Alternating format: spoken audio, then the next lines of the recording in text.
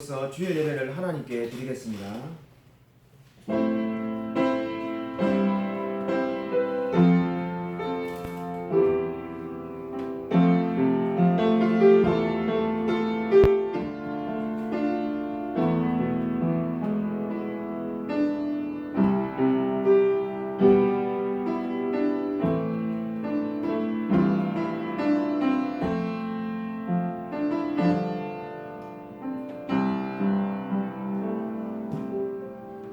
왕이신 나의 하나님이여, 내가 주를 높이고 영원히 주의 이름을 송축하리이다. 내가 날마다 주를 송축하며 영원히 주의 이름을 송축하리이다. 아멘. 하나님 아버지, 감사를 드립니다. 우리가 늘 주님을 송축하며 하나님께 영광 돌리며 살아갈 수 있도록 은혜 부어 주시옵소서. 하나님, 우리가 하나님께 예배드릴 때마다 우리의 마음이 주님께 고정되어지기를 소원합니다. 하나님께서 우리의 마음을 받아주시고 우리의 영혼이 온전히 주님과 함께 동행할 수 있도록 역사하여 주시옵소서. 주께서 이 예배를 주관하여 주실 줄 믿사오며 살아계신 예수 그리스도 이름으로 간절히 기도드립니다. 아멘. 사도신경으로 우리의 신앙을 고백드립니다. 전능하사 천지를 만드신 하나님 아버지를 내가 믿사오며 그 외아들 우리 주 예수 그리스도를 믿사오니 이는 성령으로 잉태하사 동정녀 마리아에게 나시고 본디오 빌라도에게 고난을 받으사 십자가에 못 박혀 죽으시고 장사한 지 사흘 만에 죽은 자 가운데서 다시 살아나시며 하늘에 오르사 전능하신 하나님 우편에 계시다가 죄로서 산 자와 죽은 자를 심판하러 오시리라. 성령을 믿사오며 거룩한 공회와 성도가 소교통하는 것과 죄를 사하여 주신 것과 몸이 다시 사는 것과 영원히 사는 것을 믿사옵나이다. 아멘. 교동문 시편 117편입니다.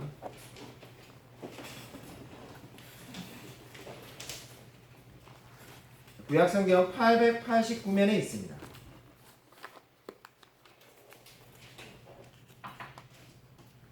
시편 117편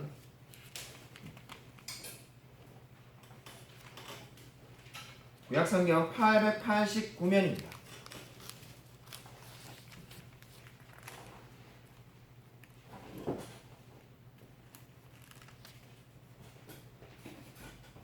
너희 모든 나라들아 여호와를 찬양하며 너희 모든 백성들아 그를 찬송할지어다. 우리에게 향하신 여호와의 인자하심이 크시고 여호와의 진실하심이 영원함이로다. 할렐루야. 찬송가 266장 함께 부르시겠습니다. 찬송가 266장입니다.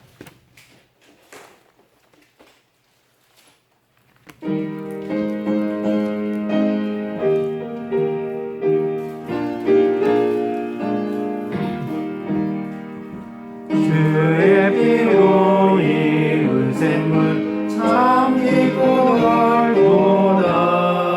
구원하는 그 신능력 다 찬송할지라.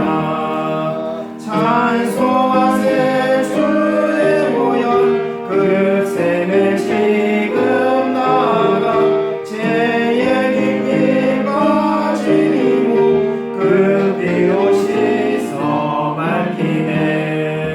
죄악 세상 이김으로 거룩한 길 가는 나의 마음 성전 삼고 주께서 계시네. 찬송하세 주의 보혈 그 샘을 지금 나가 죄의 깊게 빠지고 그 피로 주 예수를 깊이 아는 놀라운 은혜 하늘나라 즐거움이 매일 새롭도다. 찬송하세 주의 보혈 그 샘에 지금 나가 죄의 깊이 빠지고 그 3절 다시 보겠습니다.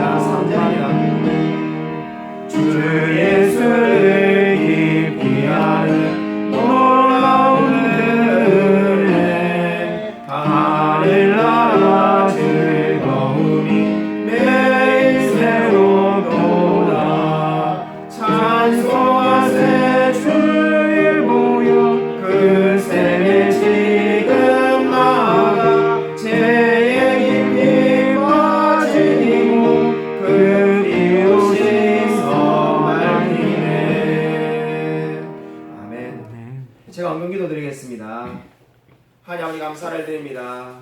정말 주님께서 우리의 모든 죄를 용서해 주심을 감사를 드립니다. 그러한 신앙의 고백으로 하나님께 헌금을 드립니다. 주님께서 받으시고 우리의 삶 가운데 은혜 부어 주시옵소서. 우리가 정말 날마다 하나님과 동행하고 있음을 감사하며 살아갈 수 있게 되어지기를 소원합니다. 주님께서 이 헌금을 하나님 나라의 확장과 그리고 우리 교회에서 복음을 전하는데 기히 사용할 수 있도록 역사하여 주시옵소서. 우리 성도님들의 삶 가운데도 하나님께서 함께 하여서 필요한 모든 것들을 채워주시고 늘 넉넉하게 하나님께 감사하며 살아갈 수 있도록 은혜 부어 주시옵소서. 주님께서 늘 우리와 함께 동행하여 주실 줄 믿사오며 살아계신 예수 그리스도 이름으로 간절히 기도드립니다. 아멘. 우리 옆에 있는 분들과 인사하도록 하겠습니다. 한 주간 평안하셨습니까? 인사하겠습니다. 교회 소식 전하도록 하겠습니다. 주보를 참고해 주시기 바랍니다. 우리 이번 주부터 주일 예배 때 디모데후서를 설교하기로 하였습니다. 우리 많은 관심과 기도 부탁드립니다. 우리 이사하신 우리 분이 계신데 김민성 집사님이 어제 이 동탄으로 또 이사를 하셨습니다. 코로나 확산을 방지하고자 마스크를 필히 써주시고 방명록의 이름을 기록해 주시기 바랍니다. 하이델베르그 요리문답 제106문 하도록 하겠습니다. 제가 문제를 또 여러분이 답을 하시면 됩니다. 이런 방법으로 이웃을 죽이지 않으면 그것으로 족합니까?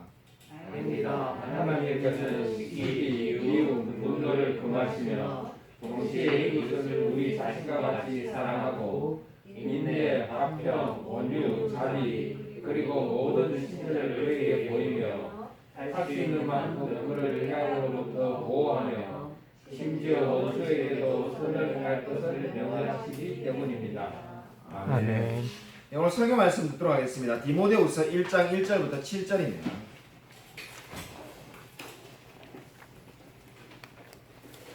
오늘 설교의 제목은 바울의 해상입니다. 디모데후서 1장 1절부터 7절 신약성경 443면에 있습니다. 343면에 있습니다. 343면에 있습니다.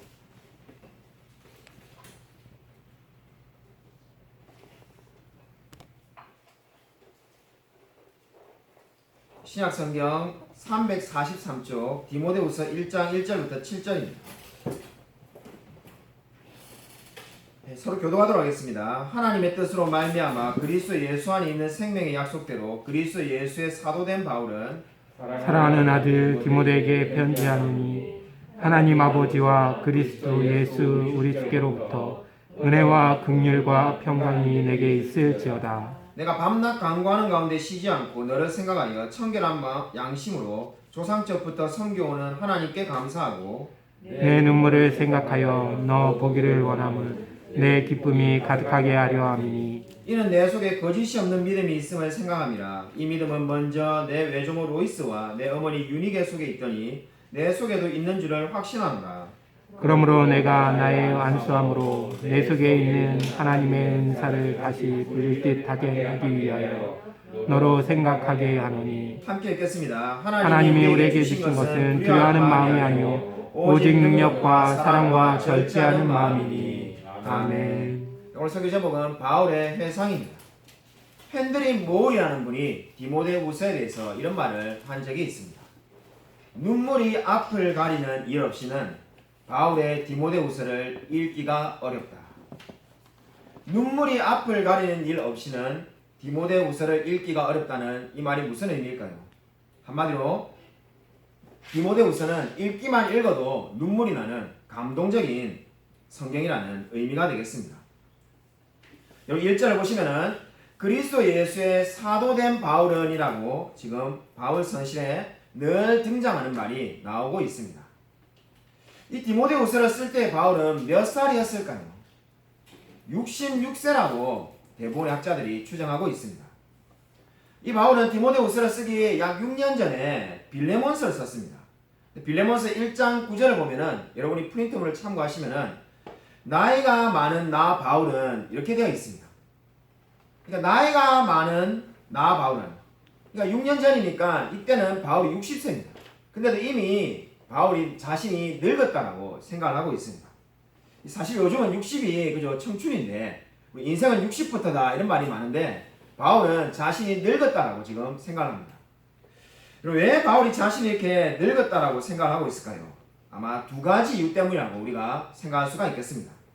첫째, 바울은 심한 고문과 박해를 받았기 때문에 늙었다라고 생각할 수밖에 없었습니다. 둘째로 바울은 오랫동안 힘든 일에 종사했습니다. 우리가 다 알다시피 바울은 천막을 치는 사람이었는데 늘 육체적인 노동을 하면서 복음을 전하였습니다.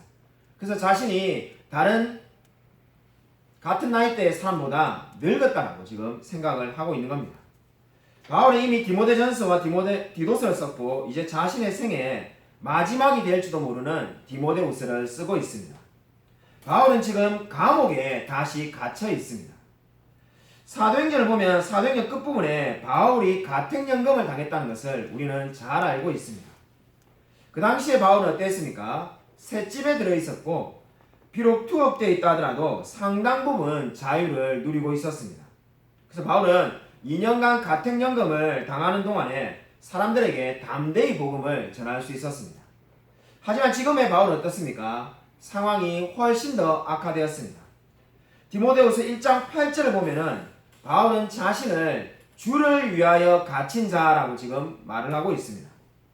이번에는 셋집에 감금된 것이 아닙니다. 지금 1장 16절을 보면은 디모데후서 1장 16절을 보면은 바울이 쇠사슬에 묶여 있다는 것을 우리가 알 수가 있습니다. 그래서 전설에 따르면은 바울은 지하 감옥 깊은 곳에 갇혀 있었다라고 전해 내려오기도 합니다. 바울은 이러한 상황 속에서도 낙심하지 않고 젊은 사역자 디모데에게 편지를 쓰고 있습니다. 그러면서 1절에 자신을 어떻게 밝히고 있습니까? 사도라고 지금 이야기를 하고 있습니다. 신약 성경에서 사도라는 말은 크게 세 가지의 의미를 나타냅니다. 첫 번째, 예수님께서 직접 세우신 12명의 사도를 의미합니다. 그래서 이들은 어떻습니까? 예수님에 의해 직접 선택을 받았고 부활한 주님을 직접 목격한 자를 의미하는 겁니다. 그러니까 우리가 흔히 사도라는 말을 할 때 바로 1번의 의미인데 이 사도는 부활한 주님을 직접 목격한 사람이 사도일 수가 있습니다. 그래서 이들이 바로 교회의 기초로 부르심을 받은 자들이기도 합니다. 에베소서 2장 20절을 보면은 교회는 사도들과 선지자들의 터 위에 세우심을 입은 자다. 그리스도 예수께서 친히 모퉁이 돌이 되셨느니라고 말을 하고 있습니다. 그래서 바로 이 사도들이 교회의 기초가 된 겁니다. 그러한 의미로 1번의 의미로 사도가 사용될 때가 있습니다. 두 번째 의미로 사용되는 경우는 교회의 사도들인데 이들은 가르치는 일이나 어떠한 특수한 목적을 위해서 파송된 자들을 가리키는 의미였습니다. 예를 든다면은 성경에 나오는 사람의 예를 든다면은 바나바와 아볼로 같은 사람이 바로 여기에 해당되는 것이었습니다. 그리고 세 번째로 이 사도라는 말이 모든 그리스도인을 가리킬 때가 있습니다. 그러니까 교회가 복음 전파의 사명을 다하기 위해서 세상으로 보내심을 받았다는 의미로 사용될 때가 있습니다. 요한복음 17장 18절과 20장 21절에 그렇게 사용됩니다.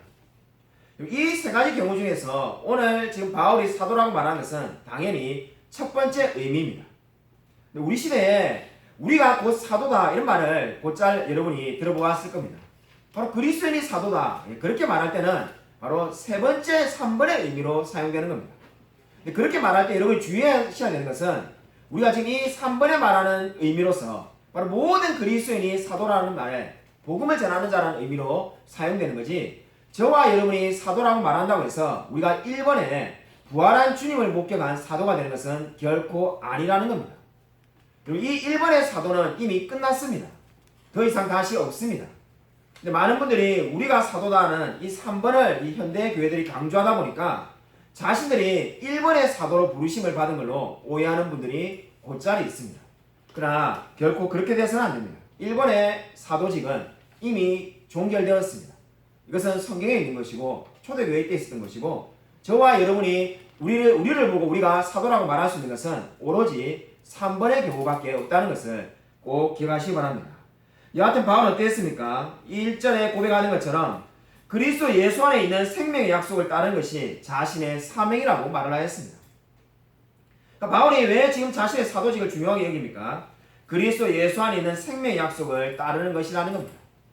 저와 여러분도 사도직으로 우리 아까 앞서 말했던 도표로 말하면은 3번으로 부르심을 받았다면은 우리도 어떠한 목적이 있는 겁니까? 그리스도 예수 안에 있는 생명의 약속을 따르고 있는 겁니다.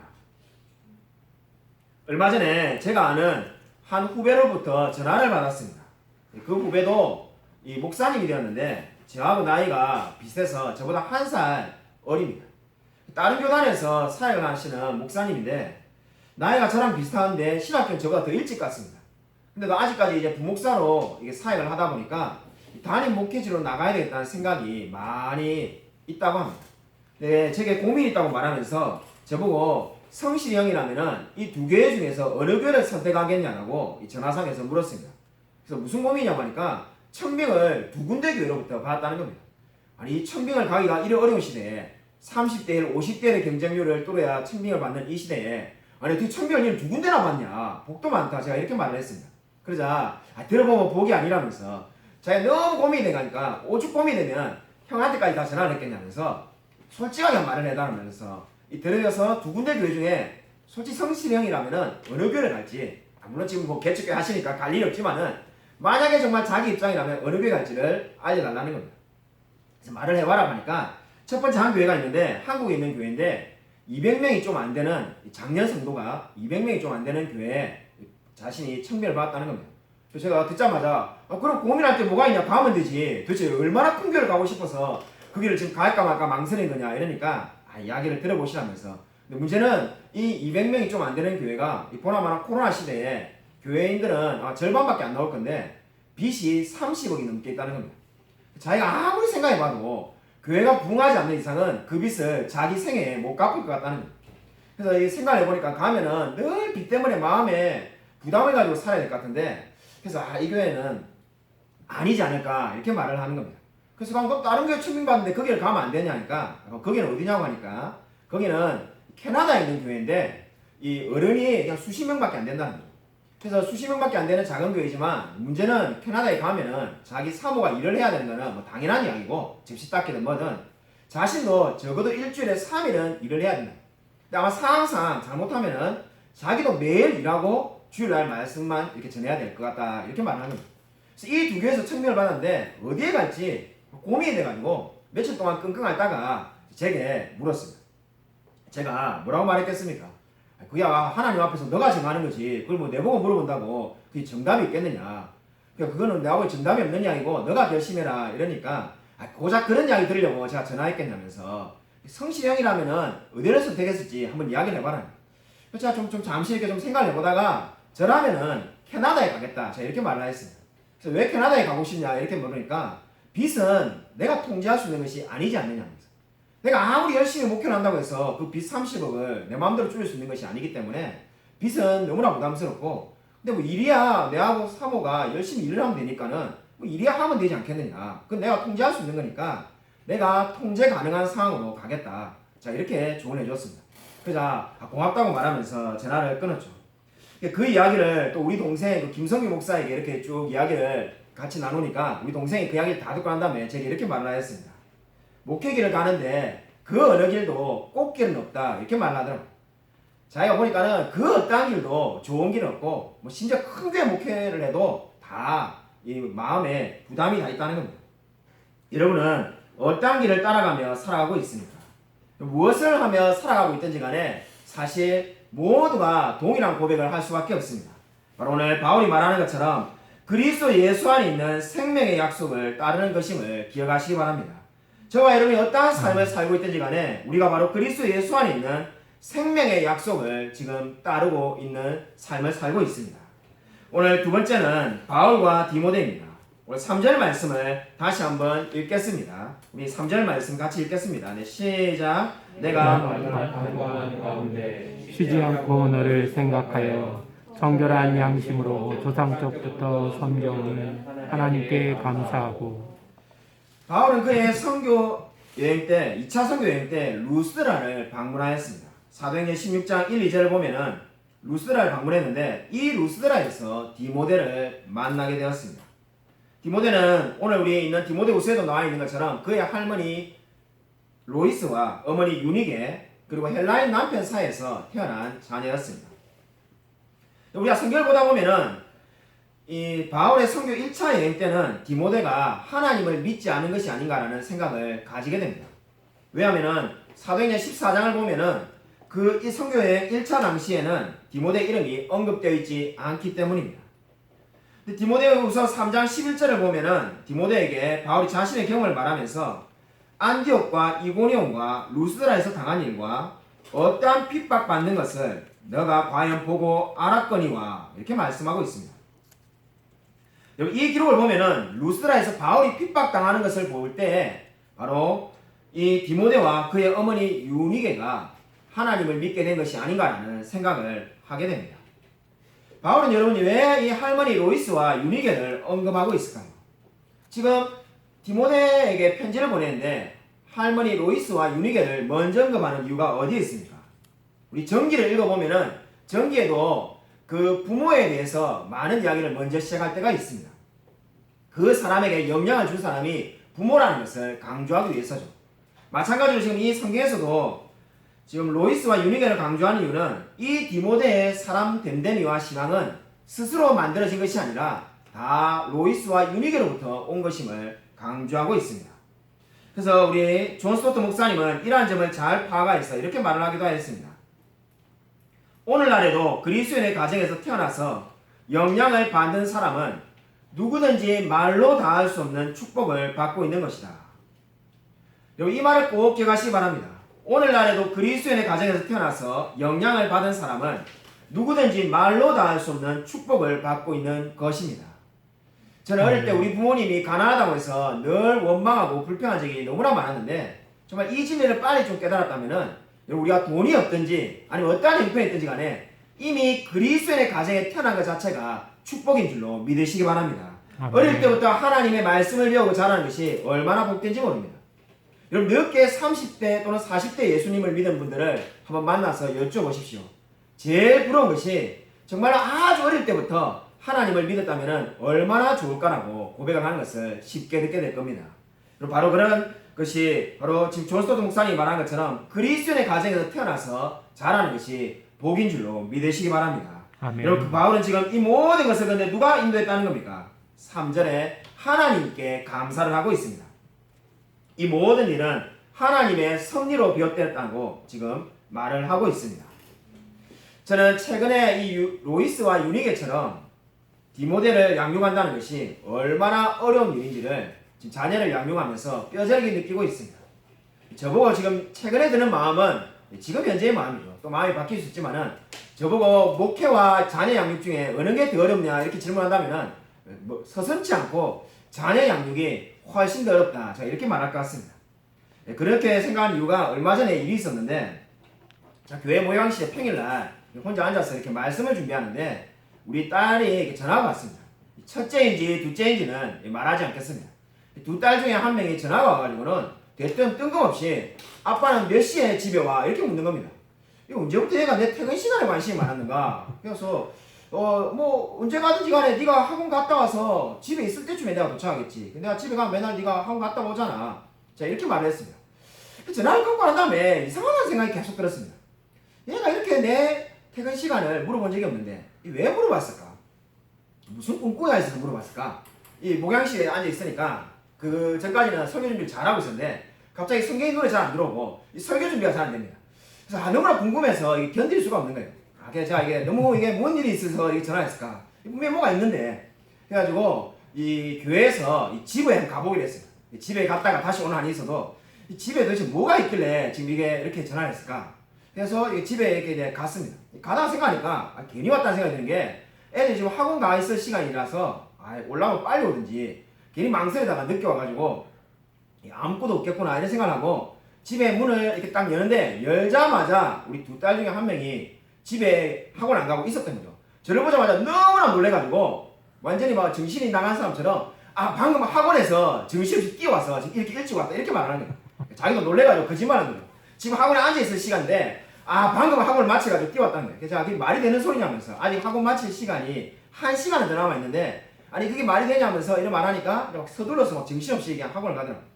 가만히 있지 그 집에 잠깐 제가 있다가 이제 들어왔는데 곰곰이 생각하면서 집에 오면서 생각하니까 아니 도대체 학원에서 이게 문자를 들어가면은 요즘 그죠? 학원에 누가 들어왔습니다, 누가 나갔습니다 이렇게 문자를 보내는데 아니 문자가 오는 걸 뻔히 알고 있는데 왜 거짓말로 학원 안 갔을까 이렇게 생각하니까 제가 곰곰이 생각하니까 이 만약에 이제 제가 안 들켰으면은 현장에서 직접 그냥 제가 깜빡하고 학원에 그죠 이렇게 문자를 제가 보내려고 눌려야 되는 거니까 그걸 눌리는 걸 안 했다 이렇게 거짓말을 했구나 이런 생각이 딱 들더라고요.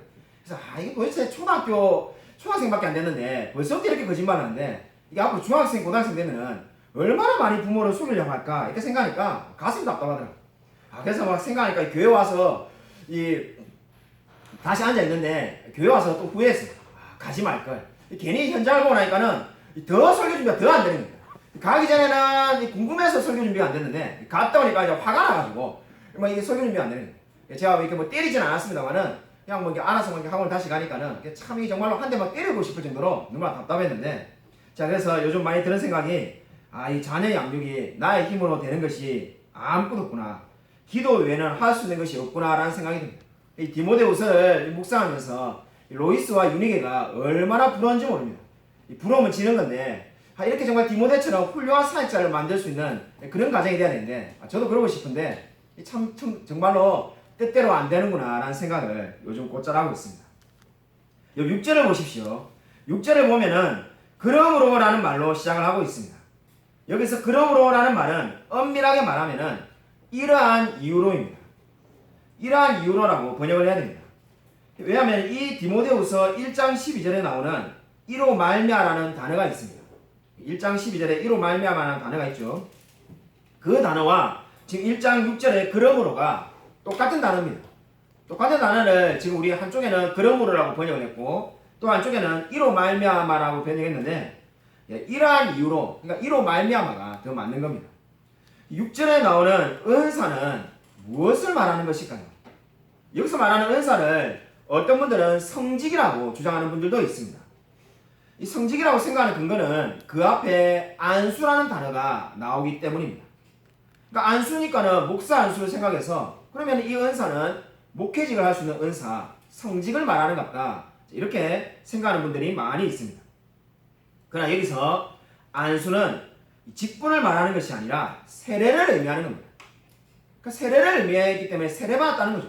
그리고 여기서 은사는 뭡니까? 성직이 아니라 믿음을 갖게 됐다는 겁니다.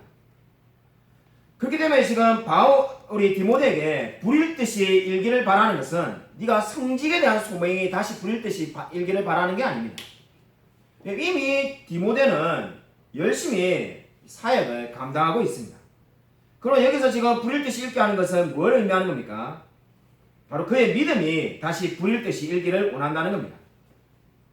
불일 듯이 일기한다는 이 단어는 6절에 신약 성경에 여기에서만 나온 단어입니다. 필립스 성경이라는 것이 있는데 그 필립스 성경을 보면은 내적 불꽃이 일기하라 이렇게 번역하고 있습니다. 이미 디모데는 열심히 사역하고 있고 훌륭한 사역자지만은 너 마음 가운데 내적 불꽃이 일어나서 더더욱 뜨겁게 믿음을 가지고 담대히 사역하기를 바란다는 그러한 의미가 되겠습니다. 그러니까 지금 이 말씀의 의미는 디모데가 불을 꺼뜨렸기 때문에 불을 일으켜야 된다 이러한 의미가 절대로 아닙니다. 믿음이 없기 때문에 믿음을 다시 가져라 이러한 의미가 아닙니다. 살아있는 불이 계속 활활 타오르기를 원한다는 겁니다. 여러분 정말로 믿음을 가지고 있습니까? 아마 우리 교회 성도님 중에 믿음이 없는 사람은 아무도 없을 것 같습니다. 근데 저와 여러분에게 필요한 것이 무엇입니까? 바로 내적 불꽃이 일어나게 달라고 기도하시길 바랍니다. 정말 바울이 디모데에게 요청한 것처럼 다시금 불이 붙듯이 일기를 소망하는 겁니다. 우리가 처음으로 정말 하나님을 만났을 때 그 뜨거웠던 마음, 그 마음처럼 하나님께 간절히 사역하는 그리고 하나님을 위해 사는 그러한 사람이 되기를 주님의 이름으로 간절히 축원드립니다. 아멘. 여러분 지난주에 우리 중국의 이하평 목사님께서 연락을 주셨습니다. 연락을 주고받은 지가 얼마 안 됐는데 다시 연락을 오니까는 이제 제가 오랫동안 교제를 해서 이제 눈치가 빨라졌습니다. 그래서 이게 연락이 드문드문 오면은 그냥 안부로 묻는 건데 최근에 얼마 전에 연락을 했는데 또 연락이 오는 것은 분명히 안 좋은 일이 생긴 거구나 이런 생각을 하게 되었습니다. 아니나 다를까 제 생각이 맞더라고요. 이 교회에 어려운 일이 생겨가지고 이제 제게 하소연하기 위해서 전화를 한 거죠. 그래서 제가 어떤 어려움이 있냐니까 교회에 리더를 여러 명 세워놨다고 합니다. 그래서 리더를 원래 이하평 목사님 교회에 리더가 없었는데 제가 제일 처음에 중국에 갔을 때 우리 교회 그 당시에 우리 교회가 리더를 세우고 난 다음에 저도 이게 리더를 세우는 게 좋겠다고 권면했더만은 이하평 목사님이 바로 받아들이셔가지고 리더를 세운 거죠. 그래서 리더를 세우라고 말한 게 제기 때문에 리더가 문제를 일으켰다니까 그 이야기를 듣고 기도해 줘야 될 책임이 있지 않겠습니까? 근데 리더를 세웠는데 문제는 그 리더가 이 야페 목사님의 설교를 좋아하지 않는다는 겁니다. 그래서 야페 목사님의 설교에 늘 불만이 있었는데 이 분이 이제 급기야는 아예 순모임에서 늘 그냥 다른 이 설교를 인용하기 시작하는 거예요. 그래서 야페 목사님이 그렇게 하면 안 되는 것 같다. 그래서 그렇게 하지 말라고 하니까 이분이 더 그렇게 해가지고 이제 아예 그냥 순모임 전체를 그냥 다른 이 교회 목사님 설교를 일종의 소개하는 시간도 그렇게 하는 겁니다. 그러다 보니까는 이제 굉장히 마음에 어려움이 많았는데 결국은 이 리더분이 교회를 떠나는데 그냥 혼자 떠난 것이 아니라 그 순원들 전부 다를 데리고 다른 교회로 가버리셨다고 합니다. 그러니까 어느 날 교회가 갑자기 한 순이 통째로 없어지게 됩니다. 그래서 야베 목사님이 속이 상해가지고 제게 전화를 주신 겁니다. 이야기를 참 듣다 보니까는 이게 얼마나 마음이 힘들까 해서 힘을 내시라고 제가 격려를 했습니다. 자, 요즘 이렇게 느끼는 건데 제가 개척교회 목사인데 제가 참 위로를 받아야 될 것 같은데 제가 오히려 늘 지금 요즘 위로하는 사람이 되는 그런 역할이 많더라고요. 제 고등학교 동창도 영국에서 박사학위를 받았는데 코로나로 인해서 실직을 당해가지고 최근에 한국에 왔거든요.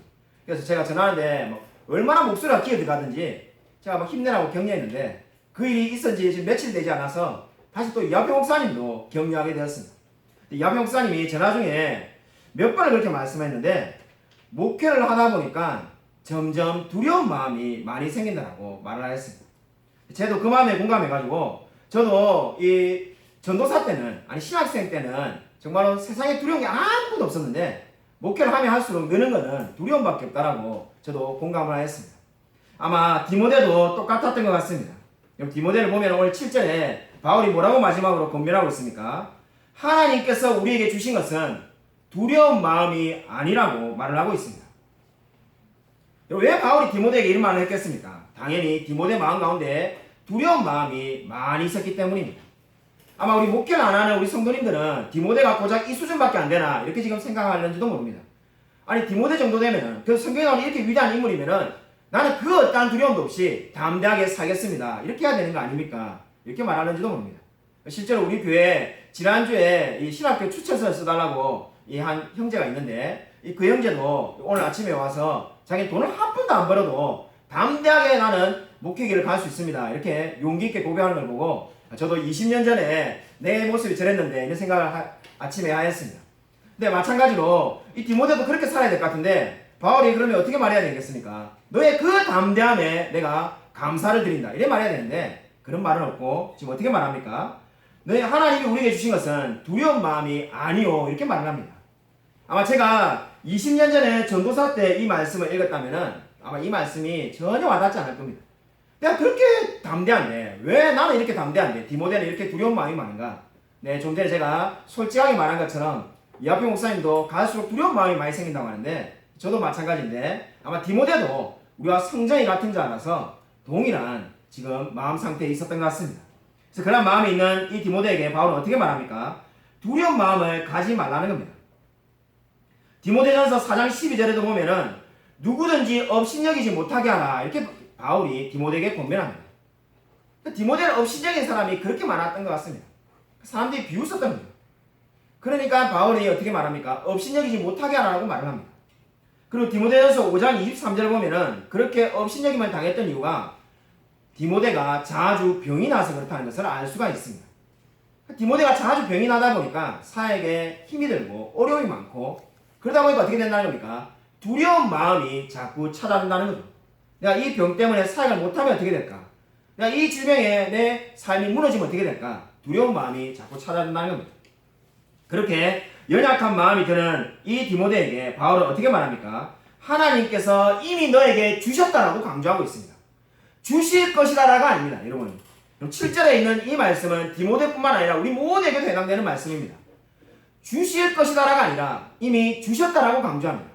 뭘 주셨습니까? 바로 하나님께서 능력과 사랑과 절제하는 마음을 주셨다는 겁니다. 저와 여러분에게 이미 하나님께서 능력과 사랑과 절제하는 마음을 주셨습니다. 여러분 이 코로나 시대에 두려움이 많이 있습니까? 여러분 직장생활이나 또는 어떠한 상황이 있든지 간에 염려와 두려움이 많이 있을 수 있습니다. 근데 이미 하나님께서 우리에게 주신 줄로 믿으시기 바랍니다. 아멘. 우리에게 능력과 바로 이 세상 살아갈 수 있는 능력과 그리고 다른 사람들을 사랑할 수 있는 사랑하는 마음과 그리고 절제하는 마음을 이미 우리에게 주셨습니다. 그렇기 때문에 두려워하지 말라고 지금 바울은 디모데에게 권면하고 있습니다. 저와 여러분도 마찬가지입니다. 결코 두려워하지 마시기 바랍니다. 사람이기 때문에 두려운 마음이 생기는 것은 어쩔 수가 없습니다. 그러나 그 마음을 절제하며 하나님을 의지하시길 바랍니다. 여러분 2차 세계대전 당시에 영국을 살던 사람들은 얼마나 많은 두려움이 있었겠습니까? 이 세계에서 전쟁이 나고 있고 영국이 패망할지도 모른다는 두려움에 빠져 있었을 겁니다. 1941년 10월 29일 자신의 모학교에 간 이 윈스턴 처칠이 연설을 합니다. 그 연설을 하는데 그 연설이 아주 짧은 문장으로 되어 있습니다. Never give up. Never give up. Never. 이렇게 말을 했습니다. 네, 한마디로 포기하지 말라는 거죠. 근데 마지막 연설에서 이 윈스턴 처칠이 Never give in이라고 이야기를 합니다. give up이 아니라 give in이라고 말했습니다. 한마디로 꺾이지 말라는 거죠. 절대로 꺾이지 말고 꿋꿋하게 살아라는 겁니다. 그 어떠한 마음 가운데 두려움이 있어도 꺾이지 말고 주님 앞에서 담대하게 살라라고 마지막에 말을 했다고 합니다. 여러분 혹시 우리 마음 가운데 두려운 마음이 있습니까? 정말 여러 가지 많은 염려가 있습니까? 여러분 절대로 꺾이지 마시기 바랍니다. 하나님께서 이미 우리에게 주셨다라고는 성경은 강조하고 있습니다. 능력과 그리고 사랑과 절제하는 마음을 이미 우리에게 주셨습니다. 우리가 이미 그 마음을 가지고 있습니다. 그리고 결코 두려워하지 마시길 바랍니다. 아무쪼록 바울이 디모데에게 권면한 것처럼 다시금 우리 마음에 불일 듯이 믿음이 불타오르게 되기를 주님의 이름으로 간절히 축원드립니다. 이 시간 우리 1분간만 말씀을 생각하면서 묵상을 기도하기 원합니다. 참으로 우리 마음 가운데 다시금 믿음이 불일 듯이 일어나게 수 있게 해달라고 우리 마음 가운데 두려운 마음이 있다 할지라도 그 모든 마음들을 내려놓고 정말 하나님께서 이미 우리에게 능력과 사랑과 절제하는 마음을 주신 줄 알고 늘 날마다 감사하며 살아갈 수 있게 해달라고 이 시간 1분간 묵상으로 기도하겠습니다.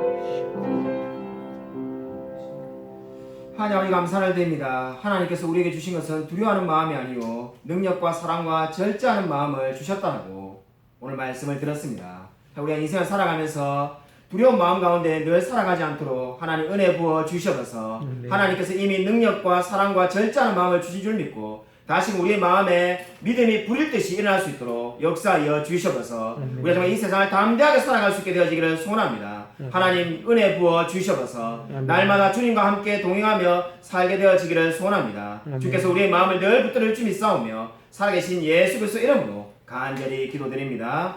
아멘. 이제는 주 예수 그리스도의 은혜와 하나님의 사랑과 성령의 교통하심이 하나님께서 우리에게 주신 마음은 두려워하는 마음이 아니요 능력과 사랑과 절제하는 마음을 주신 줄 믿고 이 세상에서 담대하게 하나님을 믿고 의지하며 살아가기로 다짐하는 이 자리에 있는 성도들과 동영상을 예배드리는 모든 성도들 머리 위에 지금부터 영원토록 함께 있을지어다.